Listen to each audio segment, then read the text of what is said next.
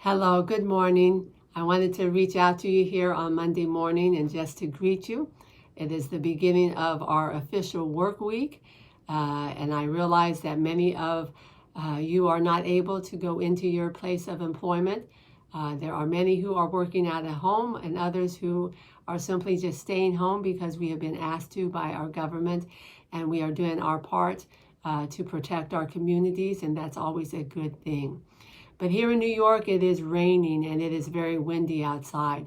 And as I'm sitting here in our home office and my husband's studio, I am listening to the wind and the rain. And the wind and the rain reminded me of a couple of principles in the scriptures connected to those two elements. And the first has to do with a story in the New Covenant of the Talmidim in a boat with Yeshua. And these Talmidim, these disciples of Yeshua, were seasoned fishermen, many of them. And yet they found themselves in the midst of a storm that was overwhelming them. And a storm that must have been unlike anything they had seen before because, as I said, they were seasoned fishermen. And in the midst of this storm, they are panicking and they are overwhelmed by the winds and the waves. But Yeshua was not overwhelmed. Yeshua, in fact, one account tells us he was asleep and they had to wake him up.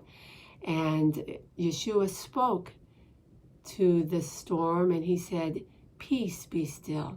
He commanded the winds and the waves to stop. And I want to encourage you today that perhaps you are facing a storm that is something that you think is going to flood over your boat and capsize it. And you are almost in panic mode because you don't know what to do.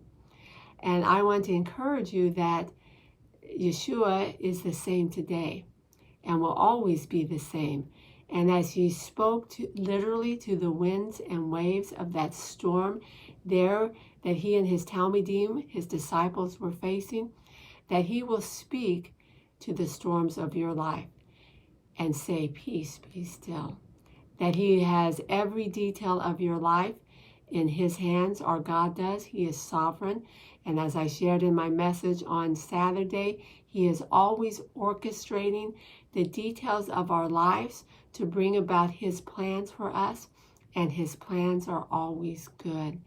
So no matter what you are facing, no matter what storm or challenge may be in front of you today, I want you to focus on the fact that Yeshua is all-powerful and almighty, that God is sovereign, and he is omnipotent, and he has control over all the elements, and he has control in your life. The second thing I thought of when I heard the wind and the wave was the Ruach HaKodesh. The scriptures always speak of the Ruach, the Holy Spirit, in terms of the wind of God and the rain of God. And I want to encourage you as we are in the season of counting the Omer, which is a 50-day season from Passover to Shavuot, counting in anticipation of the outpouring of the Ruach HaKodesh that took place on Shavuot in Acts chapter 2.